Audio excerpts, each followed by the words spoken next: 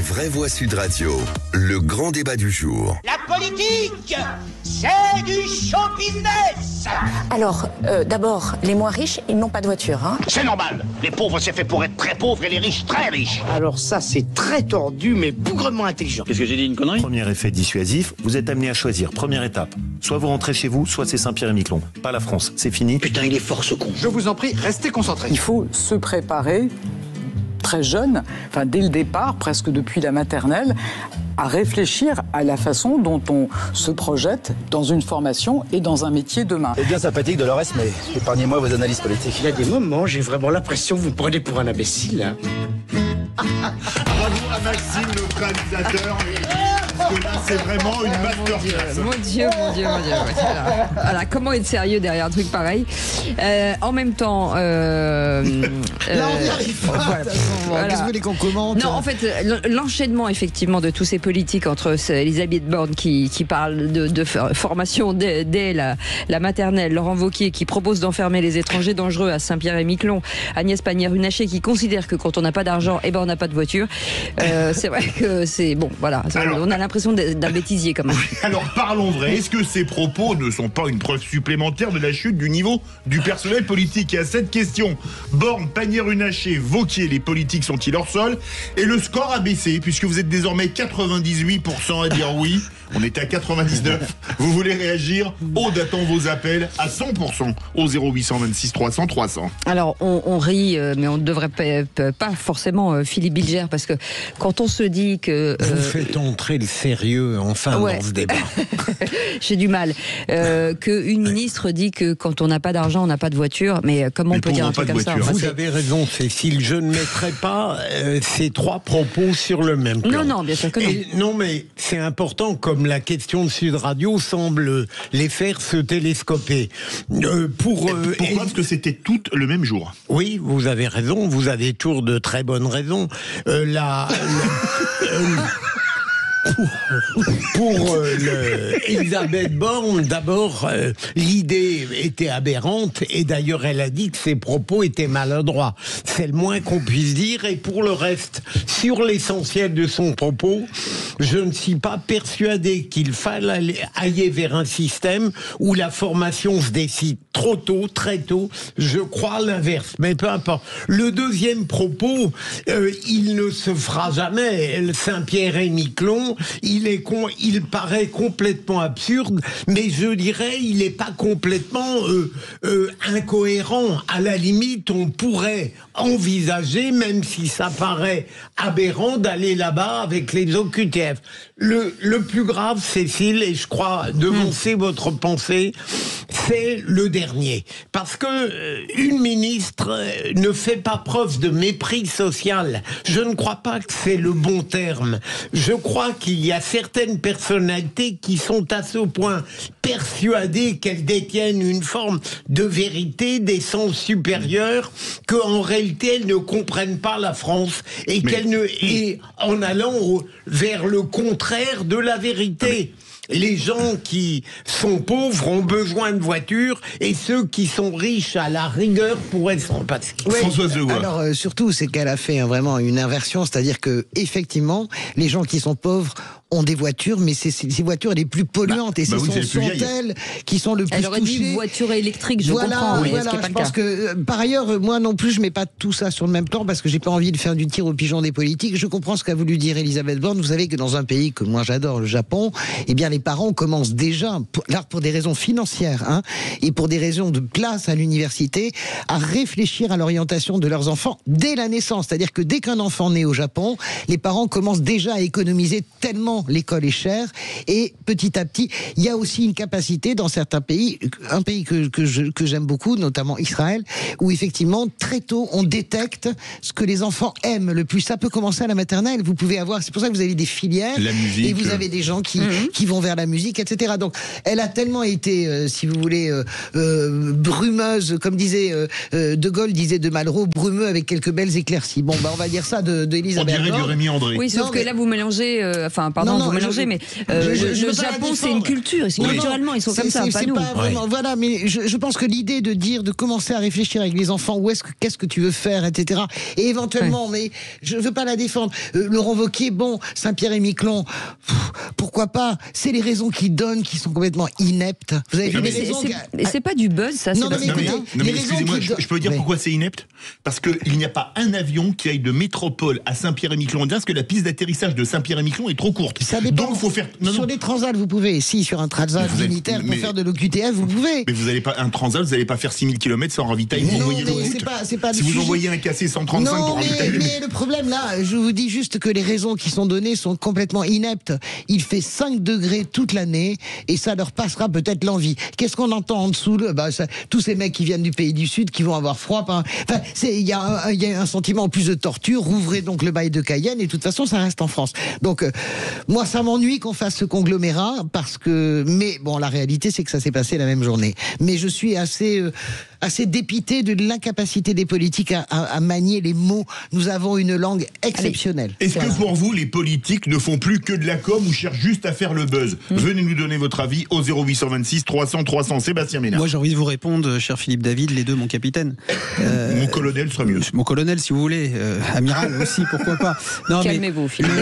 Le sujet, c'est moi pareil, comme mes collègues, je ne veux pas les mettre sur quelque part au même niveau.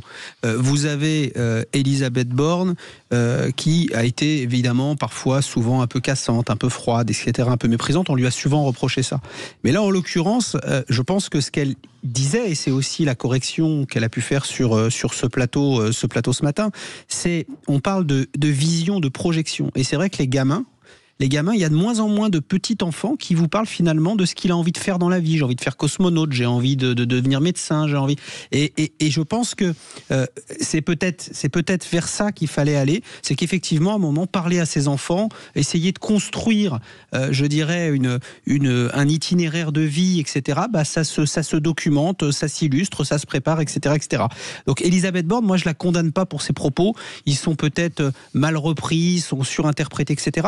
Mais c'est pas la même chose que Laurent Wauquiez, où Laurent Wauquiez, on n'est pas dans la vision, la projection d'un petit gamin. On est dans la proposition compétition, voilà, dans une espèce de surenchère, parce qu'à un moment donné, il faut marquer, il faut que ça clive.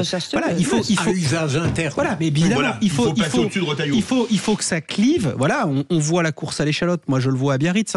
On a Bruno Retailleau demain soir qui est à Biarritz. La semaine prochaine, c'est Laurent Wauquiez. Enfin voilà, donc ils se font une course.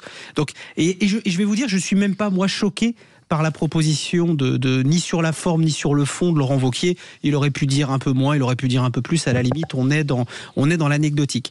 Sur Agnès Pannier-Runacher, c'est différent. Voilà, parce que là, je pense qu'elle a dit effectivement, et j'aime beaucoup Agnès Pannier-Runacher, mais elle a dit une belle connerie. C'est pas la première. Non mais elle a dit une belle connerie parce que effectivement, comme l'a dit Françoise, et on le voit partout, on le voit en région parisienne, on le voit à la campagne, on le voit dans la France qu'on aime, celles et ceux qui ont le moins de moyens. Alors effectivement, il y a des très pauvres qui n'ont rien du tout. Oui, qui ça, sont je suis d'accord. SDF. Voilà, mais ce qu'on appelle communément les pauvres, les gens qui sont en difficulté, qui ont du mal à boucler les fins de mois, etc.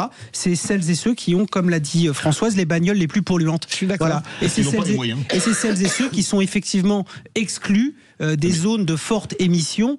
Voilà, certains politiques ont parlé de zones de forte exclusion, mais pour le coup, c'est vrai. Voilà, et c'est vrai que le propos qui est le sien est pas raccord avec l'endroit où elle s'est fait élire députée. Enfin, elle s'est quand même fait élire dans le Nord-Pas-de-Calais, dans une circonscription. On peut pas dire que c'est le 16e, la Foch, etc.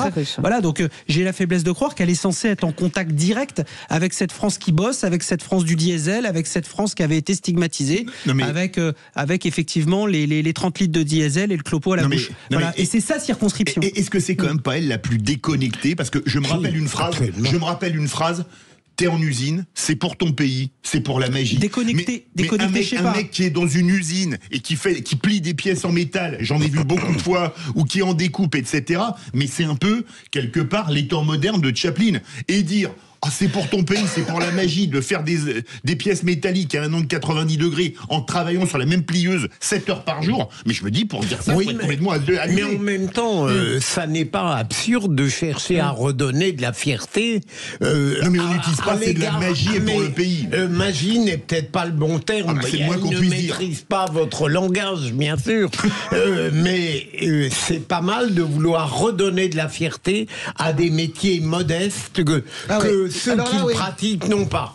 Je veux rebondir sur ce que dit Philippe, parce que moi je n'ai pas été choqué tout à fait par ça. Vous savez, dans une autre vie, quand j'étais reporter, je voyageais beaucoup dans le monde, mais en France, et j'ai toujours trouvé vraiment, au-delà des grandes usines à la chaîne, taylorisme, etc., j'ai toujours trouvé une fierté de l'atelier, de la part des ouvriers, une fierté de fabriquer ce qu'ils fabriquent. Je me souviens des ouvrières qui fabriquaient des chaussures à Romans. Je me souviens parfaitement des gens qui fabriquaient des matériaux plastiques en Bourgogne, ils ont occupé leur usine qui a fini par fermer, etc. Il y avait quand même la fierté de l'atelier. Et à l'étranger, c'est pareil. Quand vous visitez des usines de grands industriels français, par exemple à Moscou, à l'époque où on pouvait encore y aller, etc., il y avait cette fierté. Donc moi, je ne suis pas du tout heurté par cela. Je pense que, en revanche, sur la bagnole, là, vraiment, c'est un acte manqué. Je ne sais pas ce que c'est. Parce que c'est une connerie, c'est un ovni, et puis c'est crade. Mais je reviens sur Laurent Wauquiez, parce que là on parle quand même d'une archipel, il y a 5000 habitants, il y a un peu, il y a un peu de mépris quand même. C'est pas la poubelle de la France. Pour moi, c'est pas du mépris. La proposition de Laurent Wauquiez appartient à une famille politique que j'ai bien connue, et pour cause, j'en étais dans un passé qui était pas si lointain. Mais vous avez un certain nombre d'adhérents, de sympathisants de droite qui pensent qu'à un moment donné, aux grands problèmes, les grands moyens. C'est clairement, voilà. Dans les rangs des LR, vous avez évidemment celles et ceux qui, côté Retailleau, vont dire c'est peut-être un peu excessif, il a dit n'importe quoi, etc. Et puis il y en a probablement d'autres qui disent mais nous, quelle est notre proposition en la matière ? La proposition de Laurent Wauquiez, elle est outrancière, elle est déconnectée d'une réalité légale, humaine, évidemment, mais il a au moins, pardonnez-moi de vous provoquer aussi, il a au moins le mérite de proposer quelque chose. Et je ne suis pas LR et je ne fais pas la campagne de Laurent Wauquiez. Non, mais c'est tout à fait, moi je rejoins complètement Cécile, et d'ailleurs ça sera mon coup de cœur. C'est très choquant. D'ailleurs, la campagne de Bruno Retailleau réagit avec un humour fou en appelant les habitants de Saint-Pierre-et-Miquelon à adhérer pour pouvoir voter contre Laurent. Mais non, mais qu'est-ce que vous voulez que je vous dise ? Franchement, Saint-Pierre-et-Miquelon, vous allez amener des OQTF sur Saint-Pierre-et-Miquelon, rouvrez le bail de Cayenne pendant que vous y êtes. Non, mais c'est comme ça. C'est l'arrière-pensée. Mais ça n'a aucun sens. Mais ça n'est pas pareil, François. Mais c'est l'arrière-pensée. Ils sont destinés à partir. Non, mais ça n'a aucun sens. Vous faites de la rétention sur un îlot. Et vous avez raison. Mais en quoi vous faites donc de la rétention en Corse, alors ça coûtera beaucoup moins cher. Non, mais les amis. Pourquoi on parle pas de la Corse alors ? Pourquoi c'est Saint-Pierre-et-Miquelon ? Mais sans blaguer. Parce qu'il serait trop bien en Corse. Mais bien sûr, parce qu'il serait trop bien. Vous vous rendez compte comment vous jugez ? Mais ça ne me gêne pas. Moi, ça me gêne. Ça ne me gêne pas. Mais ça va pas. Ça y est, c'est des êtres humains. Des gens qui viennent violer nos lois. Écoutez. Et qui, je ne suis pas partisan Saint-Pierre-Miquelon, je ne savais même pas à peine où ça se trouvait. Non, sérieusement, c'est les États qui tombent dans la nuit. C'est au-dessus du Canada. C'est pas tout près. 0826 300 300 avec Hervé qui est avec nous. Hervé, juge de paix peut-être. Oui, bonjour. Alors, pour Elisabeth Borne, on pourrait réfléchir sérieusement à ce qu'elle a dit, mais comme elle a déjà rigolé à Mayotte, je vais quand même pas la prendre très au sérieux. En plus, elle vapote, on ne sait pas ce qu'elle met dedans. Elle est toujours avec son vapoteur à la télévision. Je crois que si elle a compris un peu ce qu'elle a dit, en fait, prévoir une anticipation aussi grande aujourd'hui, et je réponds à un de vos invités, le particularisme du Japon et de l'Israël ne s'applique pas forcément à un autre pays où les mentalités et l'idée n'est pas celle-ci, mais un homme qui vivrait avec une malformation, un 6e doigt qu'on aurait prévu pour être menuisier, et il raterait peut-être une opportunité d'être un très grand pianiste. Oui, non, mais bien sûr. Voilà. Non, mais c'est vrai, c'est pas de bon sens. L'erreur va exister, le goût du travail. Véritablement leur montrer que le travail c'est une richesse, c'est pas simplement qu'une paye. Et là, ils vont aller chercher l'honneur de leur fierté. Ça, c'est la première des points. Je crois que ça commence maternelle. Pour Laurent Wauquiez, je pense qu'il y a eu une reprise de Cayenne. Oui, Cayenne, c'est bien adapté. Mais je pense quand même qu'on est dans une société qui a évolué et qu'on n'est plus à cet âge-là. Je pense qu'il y a des mesures à prendre, mais dans ce cas-là, si on les craint autant, formons véritablement un lieu où ils vont être repris et peut-être aussi sensibiliser à un autre style de vie. Mais notre système est fait sur la psychologie, sur la philosophie. Donc, je pense qu'on peut envisager aussi de guérir certains d'entre eux. C'est intéressant. Qui sont c'est toujours extrémistes et qui ne s'appliquent pas à notre société. Ce qu'il s'agit de votre ministre là qui pense que les personnes qui ont moins de moyens ne devraient pas avoir de voiture. Pas tout à fait ça. Non, pas de voiture. D'y aller en patin en roulette. Vous avez bien raison, Hervé. Merci en tout cas, Hervé, de ce témoignage. Vous restez avec nous, puisque dans un instant, le qui c'est qui l'a dit. Il est subtil, Hervé. Moi, j'aime bien. Il est subtil. Subtil. Avec une sur pointe. les fidois, là. Ça veut dire très bon pianiste. Très bon pianiste. Pointe d'humour. C'était c'est de le point l'humour d'humour. en disant On va si on mettre aurait Hervé autre ministre. Oui, oui. d'accord. Ouais. Non, attention, vous avez... non, mais lui, il fait semblant. On il se fait un peu lent. Oui, oui. Ne faites pas faire volant, hein. Je vous en prie. Il fait la J'aurais diversion. jamais fait Alors, une il faut vanne sortir pareille. des blagues à Toto, Philippe Bilger. Ouais, je sais pas pourquoi il peut supputer que je ferais une vanne pareille. Cerf-volant, vous l'avez fait un nombre de fois incalculable. Ouais. C'est pour ça que je la fais plus. Ouais. Et bah d'ailleurs, je me souviens même plus de la fin tellement vous lui avez fait. Dans un instant, le qui c'est qui Attention, il a dit. la gruge commence. Regardez, Ouais. regarde qui a envoyé par mail les réponses à Sébastien Manard. Comme ce fut Non, une c'est époque. pas Manard, c'est Ménard. C'est Manon. On y va parce que là il y a la pub.